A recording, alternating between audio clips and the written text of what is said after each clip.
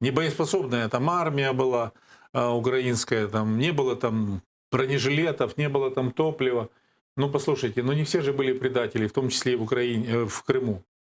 Воли не было. Да, я скажу вам, я помню, что когда я приехал в Крым, мне ж позвонили руководители Крыма в аэропорт и сказали: Сергей Владимирович, не едь в представительство президента, потому что там автоматчики сидят, тебя там могут вообще грохнуть по дороге. Я сказал: нет, я поеду, пусть стреляют.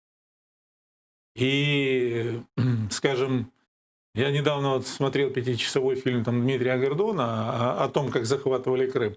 Меня во многом, знаете, что удивляет? Я человек, который знает гораздо больше, чем, возможно, те люди, которые в этих передачах участвуют.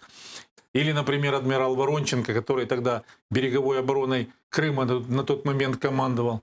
Но почему-то у таких людей никто не спрашивает, что Может, происходит. не то говорить? Может, не то говорит, что происходило на самом деле. Я вам больше скажу. Даже в вооруженных силах, в генеральном штабе здесь, при всем том, что была куча предателей, были люди, которые подготовили план проведения учений, зная о том, что Россия пойдет на зеленых человечках и на аннексию Крыма, о том, как этому противостоять.